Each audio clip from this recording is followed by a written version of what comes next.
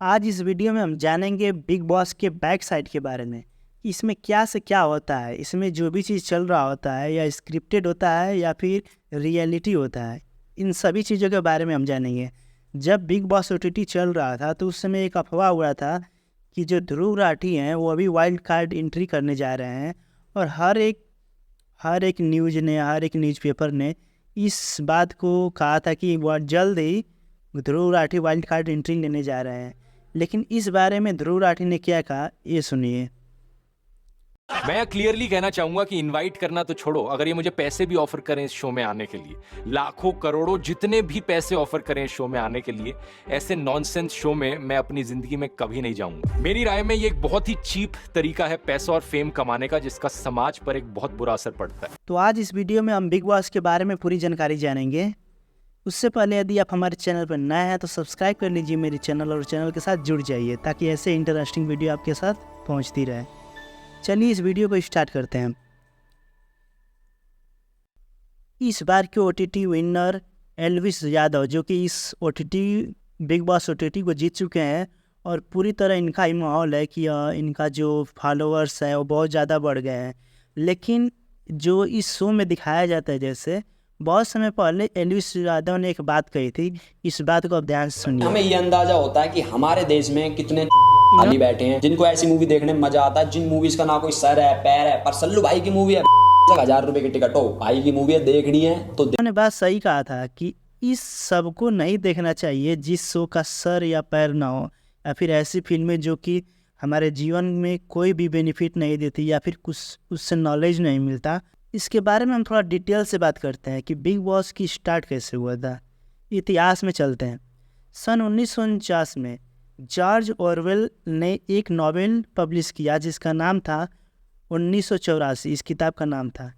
इसमें एक ऐसे डिक्टेटर सरकार के बारे में बताया गया था कि जो अपने जनता पे 24 घंटा नज़र रखती है।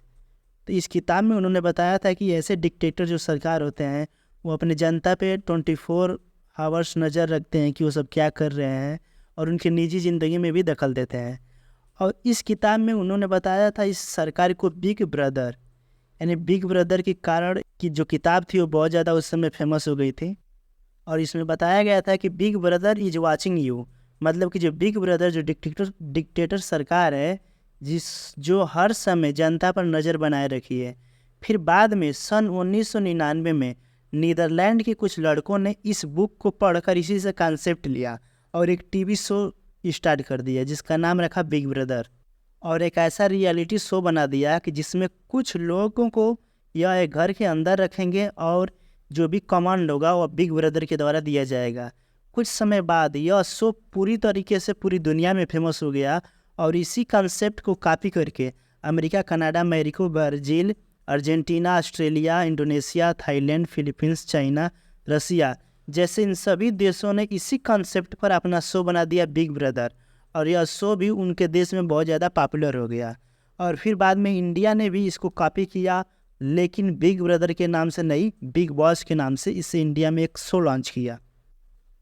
और फिर यह शो जल्दी से धीरे धीरे फेमस होता गया और जल्द ही कई लैंग्वेज में लॉन्च हो गया पूरे इंडिया में, जैसे कि मराठी, तमिल, तेलुगु, कन्नड़, मलयालम, और अब ओटीटी प्लेटफार्म का ज़माना है तो यहाँ भी लॉन्च हो गया है बिग बॉस ओटीटी।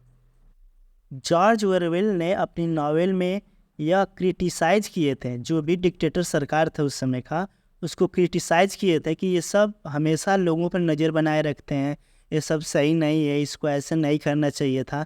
उन लोगों की आलोचना किए थे अपने किताब में। यह शो आपको ऐसा एक इंटरटेनमेंट प्रोवाइड करता है जिसमें जो भी कंटेस्टेंट होते हैं उन पे 24 घंटे नज़र रखी जाती है, और यह चीपेस्ट इंटरटेनमेंट बोल सकते हैं इसको, क्योंकि किसी भी इंसान पे 24 आवर्स नज़र रखते हैं सभी। तो आप जानते हैं इसके कुछ फैक्टर के बारे में, जैसे इसको हम दो फैक्टर में बांट सकते हैं, एक सैडिज्म, एक वॉयरिज्म। सबसे पहले सैडिज्म को देखते हैं। इसका मतलब यह होता है कि दूसरों को चोट पहुंचाकर, दूसरों को बेइज्जती करके मज़ा लेना, सैडिज्म का मतलब होता है। शायद आपको यह बात सुनकर बुरा लगे, लेकिन आप भी बिग बॉस जैसे शो देखते हैं तो इस सैडिज्म का हिस्सा है। इसको साइकोलॉजिकल स्टडी से समझते हैं। सबसे पहले जो पुराने समय में रोम में एक स्टेडियम हुआ करता था और इसमें 2 पर्सन को एक दूसरे के साथ लड़ाते थे और एक दूसरे को बुरी तरीके से घायल करते थे, मारते थे। और वहाँ पर जो जनता थी, जो दर्शक थे, यह देखकर बहुत ज़्यादा खुशी से चिल्लाते थे और इन्जॉय करते थे। कभी कभी जो जनता थी वो एक दूसरे को मार देने की बात करती थी, तो एक जो कंटेस्टेंट रहता था, एक जो पर्सन रहता था, दूसरे पर्सन को मार भी दिया करता था और इसी तरह खेल चलता रहता था। और कभी कभी तो एक इंसान के साथ एक भूखे शेर को छोड़ दिया जाता था और उनके बीच लड़ाई होता था और शेर क्या करता था कि उसके ऊपर झपट कर उसे मार डालता था। और इस मौत को भी देखकर वहाँ की जनता इसे एंजॉय और इंटरटेनमेंट समझती थी। यह सब सैडिज्म का एक उदाहरण है। और इसी प्रकार वर्तमान समय की बात करें तो किसी सड़क या किसी गली में जब 2 लोग आपस में लड़ते हैं, झगड़ा करने लगते हैं, तो वहाँ पर भीड़ इकट्ठा हो जाती है, लेकिन जल्दी कोई उसे छुड़ाने नहीं जाता है जब तक कि परिचय का ना हो या फिर कोई जानता ना हो। जल्दी कोई छुड़ाने नहीं जाता है, लेकिन उसको देखकर मज़ा लेते हैं सब, उस पर हंसते हैं और इन्जॉय करते हैं उसको देखकर कि ये सब बहुत उनके लिए एक आनंदमय का चीज़ होता है। इसके अलावा कॉलेज में एक ग्रुप होता है जो कि किसी बच्चे को पकड़कर उसे परेशान करता है, उसे बार बार चिढ़ाता है। इससे दूसरे बच्चे भी उसका मज़ा लेते हैं और उसको चिढ़ाने लगते हैं। ये सब वर्तमान समय में सैडिज्म का एक अच्छा उदाहरण है। बिग बॉस और बिग ब्रदर जैसे टीवी शो जो होते हैं सैडिज्म को एक्सप्लॉइट करते हैं। इनका यह फार्मूला होता है कि लोगों को बकवास पसंद है और लोगों को बकवास दिखाओ। और बिग बॉस में जो दिखाया जाता है कि जो भी कंटेस्टेंट्स होते हैं वो हमेशा एक दूसरे के साथ लड़ाई करते हैं, फिजिकल फाइट होता है, एक दूसरे के ऊपर बर्तन फेंकते हैं। एक शो में तो क्या हुआ कि एक कंटेस्टेंट ने जो उबलता हुआ पानी था किसी दूसरे कंटेस्टेंट पे फेंक दिया। धक्का मुक्की करते हैं, पटका पटकी करते हैं। और यह केवल कंटेस्टेंट की तरफ से नहीं होता है, बल्कि शो का कॉन्सेप्ट ही इसको इनकरेज करता है। जैसे कि कुछ सीक्रेट टास्क आते हैं, टॉर्चर टास्क दिया जाता है। जैसे कि एक बार एक चिली पाउडर, जो मिर्च का पाउडर होता है, एक कंटेस्टेंट के ऊपर फेंकना, उस पर लगाना। और मुझे हार्ट हो रहा है बिग बॉस, मुझे हार्ट हो रहा है, हार्ट हो रहा है, मुझे हार्ट हो रहा है। और ऐसे ही सब कराया जाता है। एक बार एक कंटेस्टेंट को गाय के गोबर से नहाने को कहा गया था और कुत्ते के बॉल में पानी पीने को कहा जाता है। ये सब इसमें पर्सनल सीक्रेट को भी ओपन किया जाता है। ओपन करने के लिए जो वो टास्क दिया जाता है, जिससे इनको बहुत ज़्यादा शर्मिंदगी महसूस करना पड़ता है, इसका सामना करना पड़ता है। इस बार तो पीने के पानी में साबुन मिलाकर पिया दिया गया था। और ये सब कंटेस्टेंट एक दूसरे के खिलाफ करते रहते हैं। और जब एक लड़की बाथरूम में नहा रही थी तब एक लड़के ने उसका ताला ही तोड़ दिया। ये सब बिग बॉस में होता रहता है और सब ऐसे ही बकवास बातों को बढ़ावा देते हैं और इनकरेज करते हैं। उसने ताला तोड़ दिया। तू नारी थी। इस शो में कुछ टॉक्सिक और कुछ फेक रिलेशनशिप को दिखाया जाता है, जिससे शो की टीआरपी बढ़े और इससे लोग और ज़्यादा देखें। ये सब सैडिज्म के एक उदाहरण था और सैडिज्म के कारण ये सब बिग बॉस में सब होता रहता है। और मैंने एक और बात की थी वोयरिज्म की। इसमें लोगों को प्लेजर मिलता है। कैसे कि जो लोगों के प्राइवेट लाइफ होता है, किसी के बारे में, निजी ज़िंदगी के बारे में जानकर लोगों को खुशी मिलता है। जैसे कि अगर कोई एमएमएस लीक हो जाता है तो लोग बहुत तेज़ी से गूगल पर सर्च करके उसे ढूंढने लगते हैं कि उस एमएमएस में किसका था, क्या लीक हुआ है। और इसी तरह लोग किसी भी इंसान के पर्सनल लाइफ को देखना पसंद करते हैं। और इसी प्रकार बिग बॉस में भी होता है कि हर जगह 24 घंटा कैमरा लगा रहता है। 100 से ज़्यादा कैमरे, मल्टी कैमरों से इनको रिकॉर्ड किया जाता है। सभी कंटेस्टेंट पर हर बार, हर समय नज़र रखी जाती है और इसको रियलिटी शो कहा जाता है। शायद इसमें से कुछ रियल हो ही नहीं, क्योंकि जब सभी कंटेस्टेंट को पता होता है कि उन पर 24 घंटे नज़र रखी जा रही है, वो हर समय कैमरे में रिकॉर्ड हो रहा है, तो अपना रियल बिहेव कैसे कर सकते हैं। अगर आप हो और आपके चारों तरफ 100 कैमरे लगा दिए जाए तो आप नेचुरल बिहेव कर ही नहीं सकते हैं। आप नहीं, जैसे नॉर्मल बिहेव करते हैं वैसे नहीं कर पाएंगे। आप कुछ ना कुछ ज़रूर कमी रह जाएगा और ऐसा सभी के साथ होता है। इसमें ऐसा करने को कहा जाता है कि अगर आपको ऊपर उठना है और आगे बढ़ना है तो एक दूसरे का बेइज्जती करो, कुछ क्रिटिसाइज करो। और बिग बॉस इसको परफॉर्मेंस कहता है। ये जो झगड़े होते हैं इन सब के बीच, क्या आपको लगता है कि अगर शायद ये सभी उस बिग बॉस रूम से बाहर किसी जगह होते हैं, किसी होटल रेस्टोरेंट में मिलते हैं, कहीं भी मिलते हैं, तो क्या कभी इनमें इतना झगड़ा होता? कभी नहीं होता। ये सभी एक दूसरे के साथ अच्छे से रहते, खाते पीते, एंजॉय करते हैं, और शायद ही कभी किसी के बीच झगड़ा होता। इसमें ऐसे सेटअप किया जाता है ताकि लोगों के बीच लड़ाई हो, झगड़े हो। कुछ लोगों को ज़बरदस्ती एक दूसरे के बीच झगड़ा करना, बेइज्जती करने के लिए कहा जाता है, और जो ऐसा नहीं करता है उसको उस शो से बाहर निकाल दिया जाता है। बिग बॉस 13 में भोजपुरी के स्टार खेसारी लाल यादव भी कंटेस्टेंट थे। इनको भी जल्दी घर से निकाल दिया गया बिग बॉस शो से। इंटरव्यू में उन्होंने बताया कि यहाँ पर जो भी इंसान होते हैं सब वहाँ जाकर शैतान बन जाते हैं। सभी इंसान शैतान की तरह बिहेव करते हैं। इनका ये वीडियो देखिए। वहाँ मैं शैतानों के बीच में था। वहाँ इंसान के रूप में सबके सब शैतान ही हरकत कर रहे थे, और वहाँ इंसान कोई है ही नहीं यार, क्या बोलेगा कोई। और कुछ लोगों को तो पहले ही बता दिया जाता है, उनके बीच डील हो जाता है बिग बॉस के साथ कि आपको इतने सप्ताह के लिए घर में जाना है, इतने दिनों के लिए रहना है, उसके बाद आपको बाहर निकाल दिया जाएगा।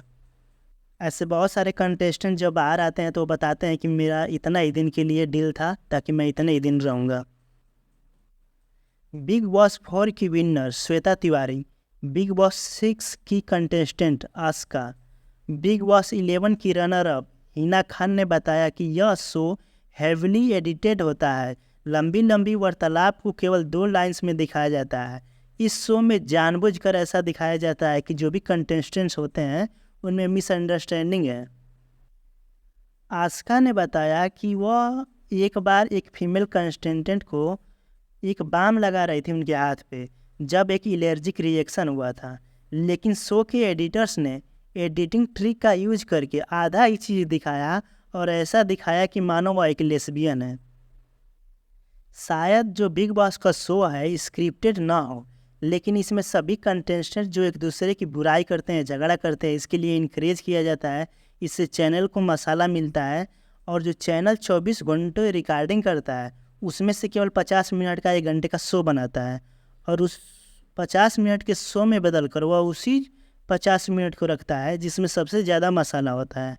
और इस 50 मिनट के आधार पर सभी लोग 24 घंटे के अंदर क्या क्या हुआ था, किसके पीछे क्या सही कहानी थी, स्टोरी था, ये सभी नहीं पता लगा पाते हैं, और केवल 50 मिनट के आधार पर ही वोट देते हैं।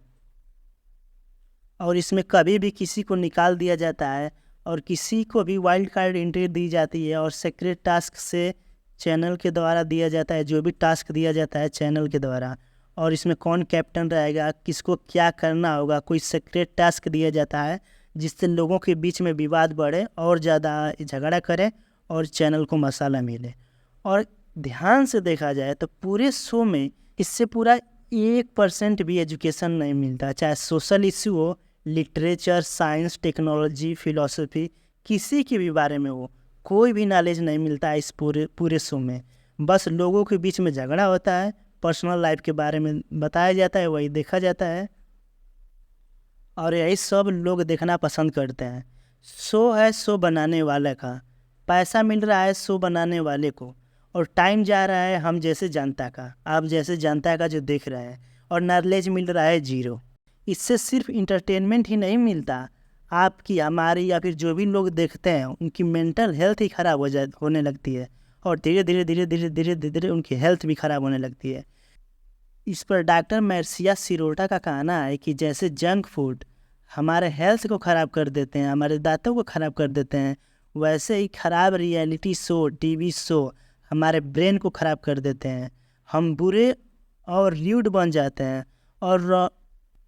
और बहुत सारे कंटेस्टेंट बिग बॉस शो से बाहर आने के बाद मेंटल हेल्थ का इलाज करवाते हैं। आप देखते हैं कि बहुत से ज़्यादा कंटेस्टेंट जो होते हैं वो बाहर आने के बाद अपना हेल्थ इशू के लिए अपना इलाज कराते हैं, अपना मेंटल हेल्थ का इलाज कराते हैं, क्योंकि वो बुरी तरीके से उसमें फंस गए होते हैं और बहुत ज़्यादा परेशान होते हैं। और इस सब का असर हमारे जीवन पर भी पड़ता है, क्योंकि जो भी लोग आसपास के बच्चे होते हैं, स्टूडेंट होते हैं, ये सब देखते हैं और देखने पर सोचते हैं कि ये सब कैसे वहाँ जा रहे हैं, इनको क्या करना पड़ रहा है, कैसे कैसे झगड़ा करके ऑडियंस ग्रो कर रही है। तो ये सब वही चीज़ बनना चाहते हैं, क्योंकि उसमें बहुत ज़्यादा पैसा भी उनको दिखता है, बहुत ज़्यादा नाम भी दिखता है, और इसी चीज़ के चक्कर में वह एक उसी तरीके का बनने की कोशिश करते हैं। इसके अलावा आप दूसरी चीज़ को देख सकते हैं। और आप थोड़ा सा सोचिए कि जैसे विकास दिव्यकीर्ति सर या फिर खान सर या इनके जैसे और अच्छे लोग जो हैं, उनको कभी ऐसे शो में भेजना पड़े तो आप करोड़ों रुपए भी दे दीजिए, ऐसे शो में वो कभी भी नहीं जाएंगे। अगर आप पेरेंट्स हैं, अगर आप स्टूडेंट हो तो ज़रूर सोचो।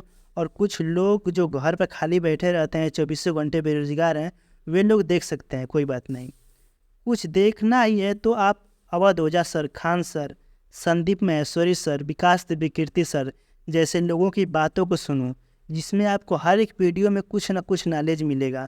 इसके अलावा साइंस, टेक्नोलॉजी, हिस्ट्री, फिलॉसफी और फैक्ट जैसी वीडियो को देखो, जो इंटरनेट पर लाखों वीडियो पड़ी हैं।